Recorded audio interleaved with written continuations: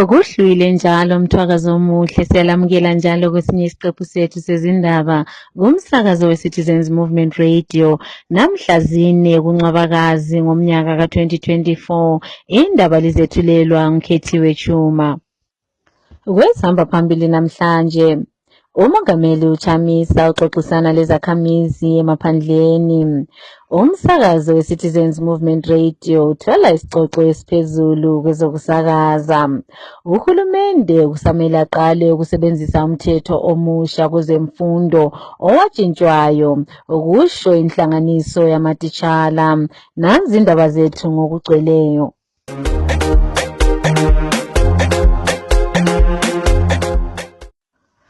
Umongameli wabantu Nelson Chamisa usephendle indlela elubhekise emaphandleni lapho ekhangelelwe ukuba asungule ibandla lakhe elisha lelo akakhuluma ngalo kunyanga ephelileyo. Uye waphosela emakhasini akhe okuxhumana. Umongameli uChamisa uveze ukuba ubelengxoxo emangalisayo lezakhamizi zaseMberengwa esabelweni saseNkabazwe. Akaphanga imininingwana eminingi kodwa usopolitiki lo waziwayo uveze ukuba wamukelwe ngendlela emangalisayo izakhamizi. Siye saxoxisana lomunye wabalandeli bakamongameli uChamisa uTony Shava osiphe eyakhe imbono mayelana lohambo lukamongameli uChamisa elubhekise emaphandleni lokuzwa ukuba izakhamizi zithini. Hello Zimbabwe, hello citizens, Tony Shower here. Well, what President Chamisa is doing is establishing the grassroots level of his supporters. That's what he is simply doing, and we know that there is no way you can have any established movement or an established a party without reaching to the grassroots, because that's where the people are. President Chamisa is a man who familiarizes with the people in the grassroots and people who are in the low density suburbs. You know, we are talking about people in places like Lusaka, Highfields, people like Mfakose.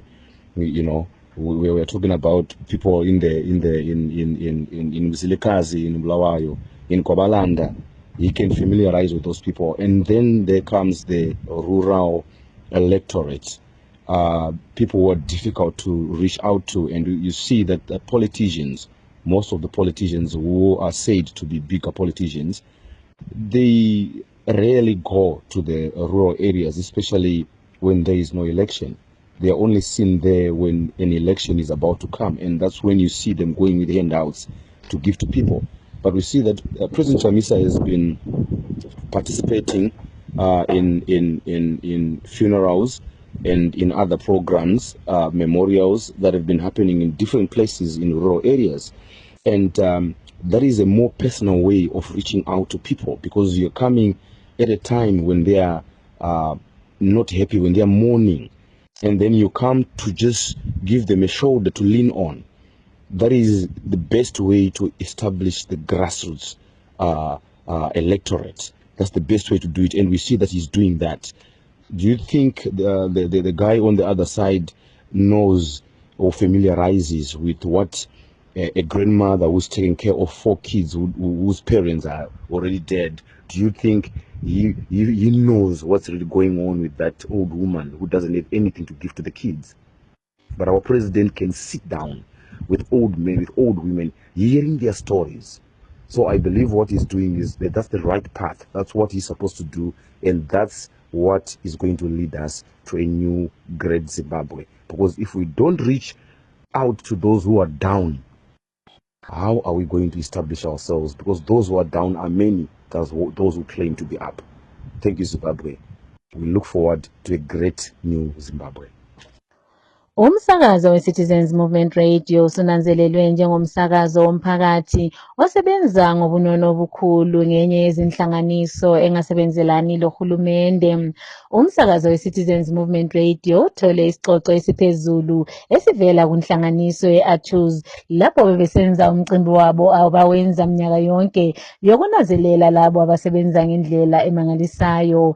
Kanti umsakazo wethu uthole isicoco sokubika ngamalungelo wabantu kuphathelane lezemfundo emcimbini obubanjelwe eHarare ngoMgqibelo wedlulileyo. Lesi sicoco siyamangalisa kakhulu kumsakazo ngoba usaselomnyaka owodwa lokhu kwasungulayo. Sithanda ukuletha ukubonga kubalaleli bethu kanye labasincedisayo ukusakaza lezi zindaba ngosekelo lwenu elisipha lona imihla lamalanga. Siyabonga. Uhulumende usakhangelelwe ukuba asebenzise umthetho omusha owatshintshwayo kwezemfundo eminyakeni emihlanu eyadlulayo.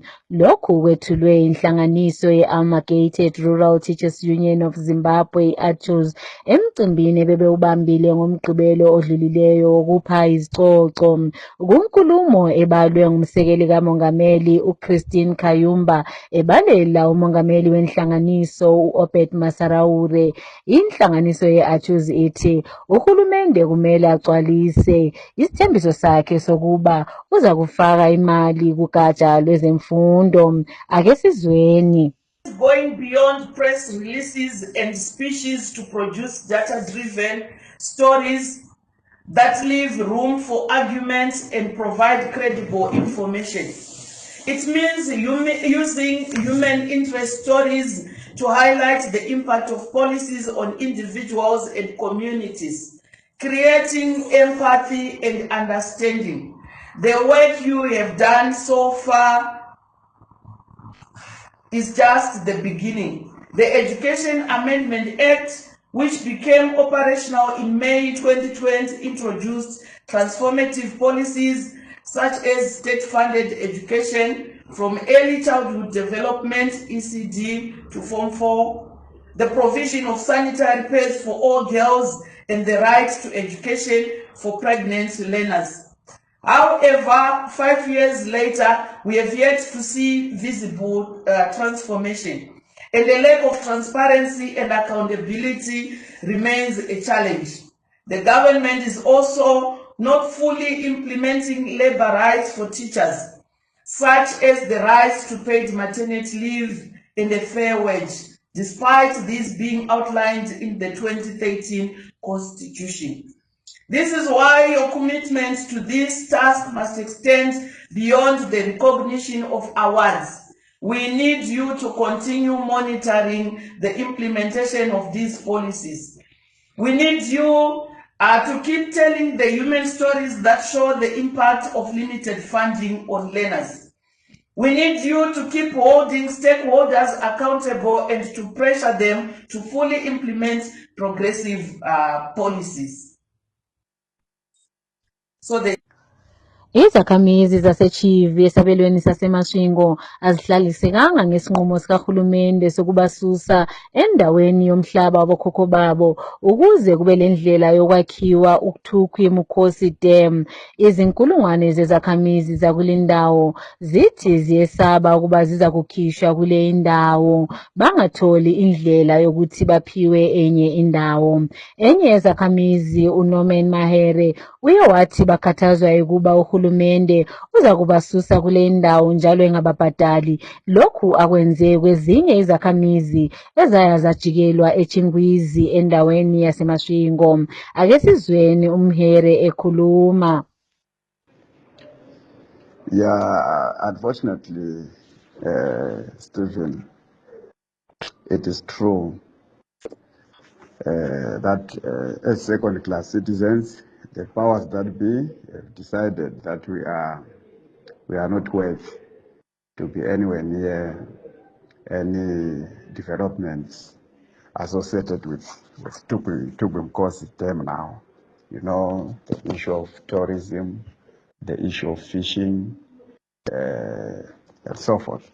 So yes, our fate is imminent. We are about to suffer the same way our kinsmen suffered in 2013 through dislocation to that desert called Chingwizi and Masangula, and there's really no clear compensation model. We are just bracing ourselves for the torrid times ahead, and we know from experience that no one in government cares about our plight. But that doesn't mean that we are not, organizing. That doesn't mean that we are going to take it lying down. But as it stands, it seems like it's inevitable that we are going to be chucked out from our ancestral lands so that they can come and, have their economic activities like, lodges, game reserves, and so on. They make money out of our misery. That is what is there. Ibandla likaDouglas Monzora elilobudlelwano lebandla leZANU-PF laliwe ngabantu ngempelaviki kukhetho luka-Ward 6 obelukhona ngoMgqibelo. Ibandla le-MDCT ebelimelwe ngu-Alice Nyahunzwi lithole amavoti ali-120 kuphela, kwathi uSivalise Bushe webandla leZANU-PF wathola 322. Obeliqembu elizimele lodwa uPeter Nyaphethwa uthole amavoti angama-23. uDouglas Monzora akazange athandwe ngabantu ngemva kobudlelwano bakhe lebandla leZANU-PF ngomnyaka ka-2020 ukuba abulale iqembu le-MDC Alliance. Owebandla eliphikisayo umhlonishwa u-Eric Gono uthe uMonzora ufana ncamashi loSenzo Chabangu abazithi bona bangabantu abamela abantu kodwa besiya ezingutsheni lebandla leZANU-PF.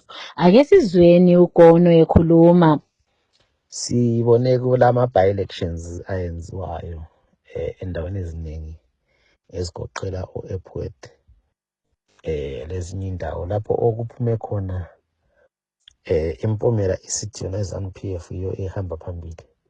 Kodwa nxa sikhangele iSADC ithe siphuma kukhetho luka-2023 yakhipha idocument eliveza into eziningi kakhulu okumele ngabe ziyalungiswa esingawabiza sithi ngama-reforms kumele a-implemente ukuze iZimbabwe ikhone ukuba lokhetho olu-free and fair.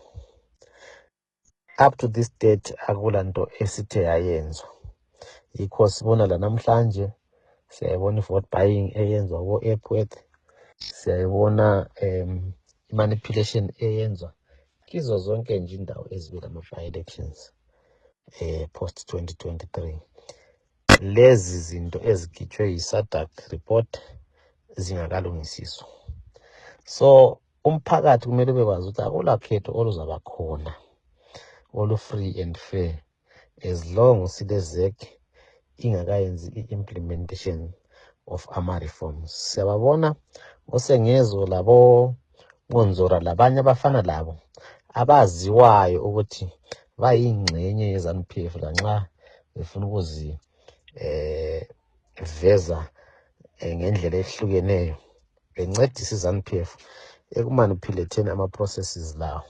But okuqakathekileyo ukuthi njengomphakathi sibeni kwazi ukuthi silomlando ukuthi si-advocate for ama-reforms lawo ukuze lapho esizaba khona lokhetho sibe le-government ezaba i-government ekhethwe ngabantu, i-government ezabe ilomlando okuguqula impilo zabantu, hayi ubusela lobu esibona busenzakala through the current establishment in the current electoral commission.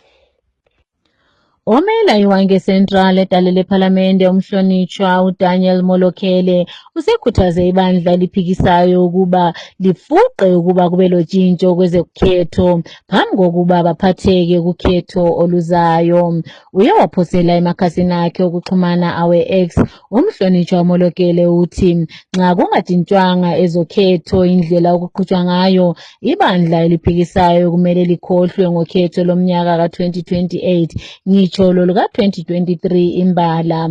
Uye wathi inhlanganiso ye-SADC yakubeka kwacaca ukuba ilizwe kalenelisi ukuba libambe ukhetho olukhululekileyo ngenxa yesimo esikhona kwezokhetho. Kolunye udaba njalo ludabukisayo, izakhamizi zaseRugare High kwele Harare labalandeli bakamongameli wabantu Nelson Chamisa labo bonke abantu emhlabeni balahlekelwe namhlanje ekuseni ngemva kokulala kweqhawekazi ebelizimisele ukubona utshintsho kanti njalo engumsekeli kamongameli uChamisa omkhulu ugogo Arufasi Tracy Chinyamutolotsa obesaziwa kakhulu ngokuthi ngugogo beshanduko. Ake sizweni sithole imininingwana kuntatheli izindaba yethu.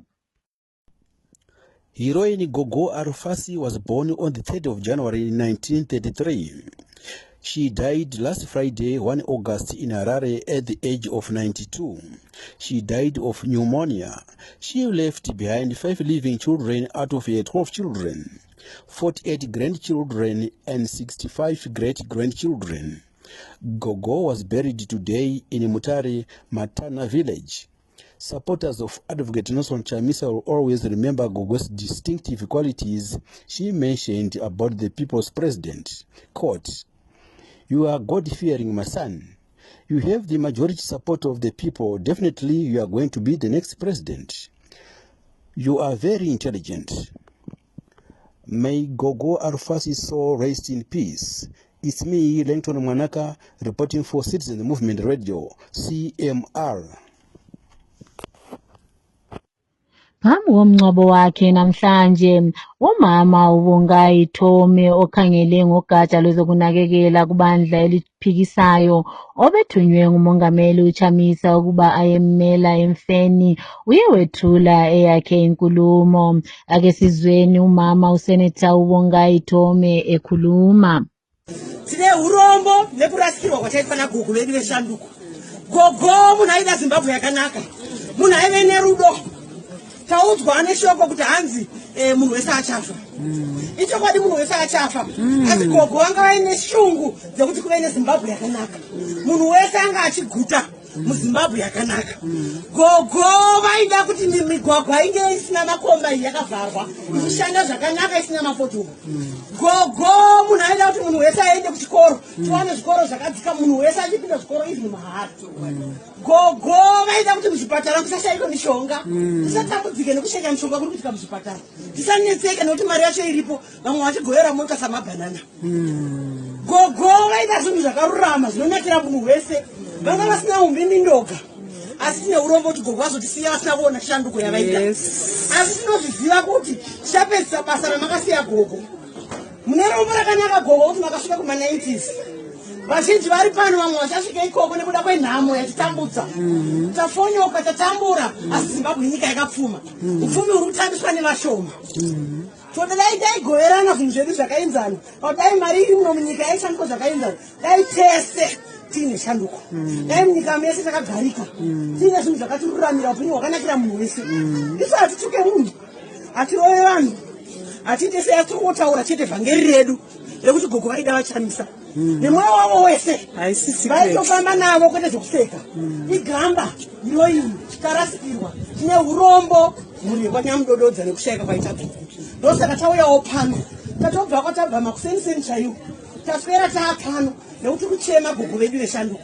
Vasati vatendeuka, vane mamwe mafungiro tikutendeukai, muite pfungwa dzaGogo, tese tiri kuda shanduko. Uzaona kuti shanduko ngaiuye kanyi.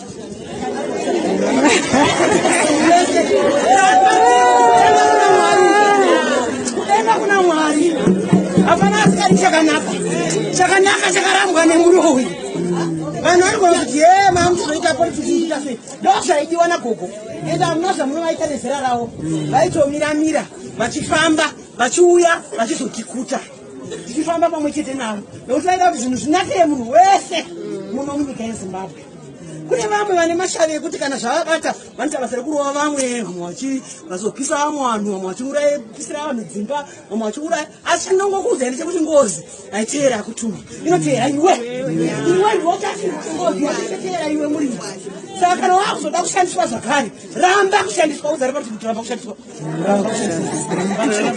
Ramba kushandiswa. Zvimirire nepfungwa dzako.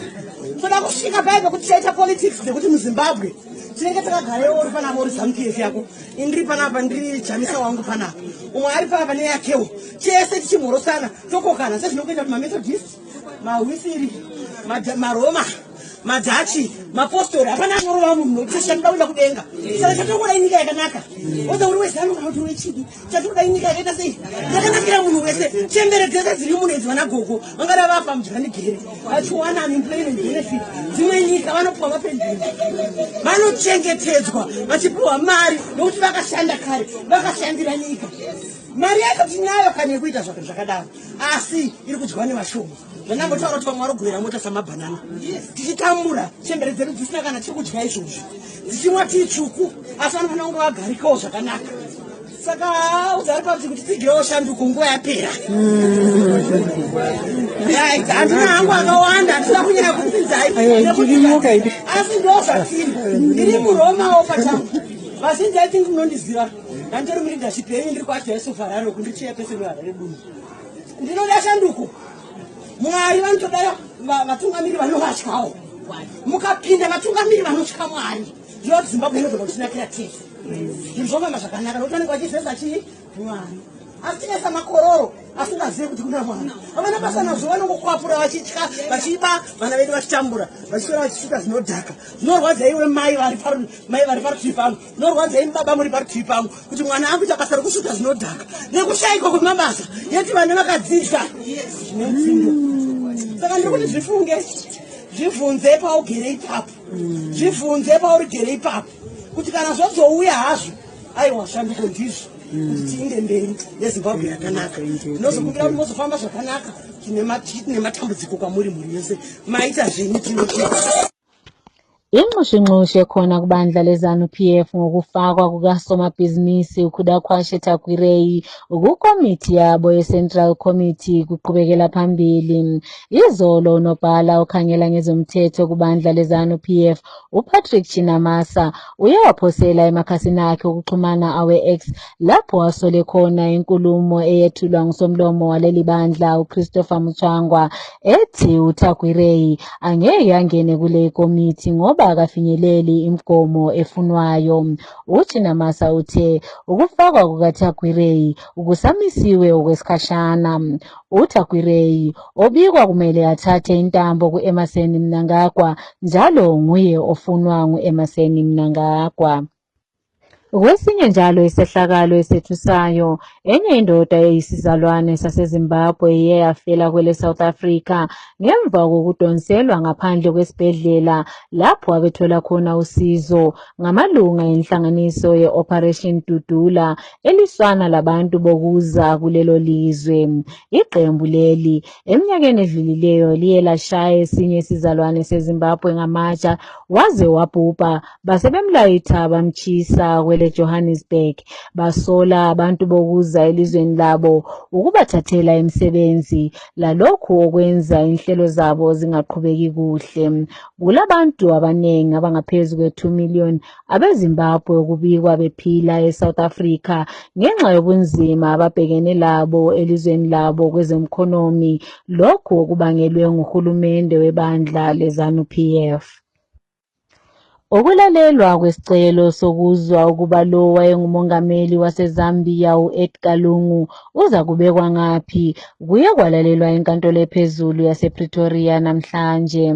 Uhulumende waseZambia ufisa ukuba uphiwe imvumo yokuba ayengcwatshwa ngesizotha ekhaya kodwa umdeni uthi bona bafuna kube lenkonzo yangasese abekwe njalo kwele South Africa lapho uhulumende angasoze ukuphatheka khona.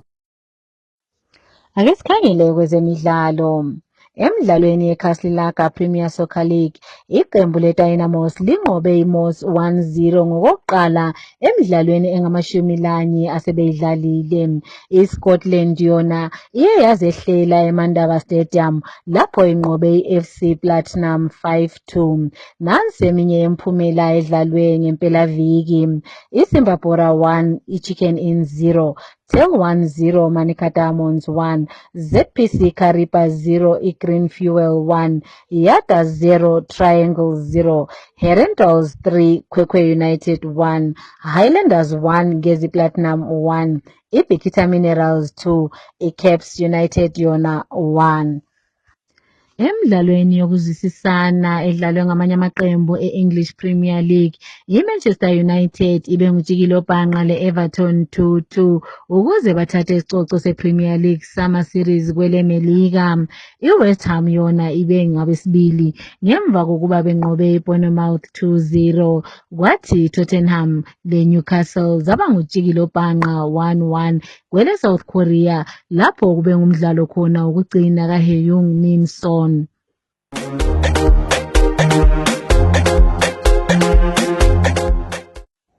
Ukuziphetha lezi indaba kumsakazo we-Citizens Movement Radio, nanze besihamba phambili. Umongameli uChamisa uxoxisana lezakhamizi emaphandleni. Umsakazo we-Citizens Movement Radio uthola isixoxo esiphezulu. Uhulumende usazoqala ukusebenzisa umthetho owafakwa eminyakeni emihlanu eyadlulayo ukusho inhlanganiso yamatitshala. Siziphetha lapha lezi indaba.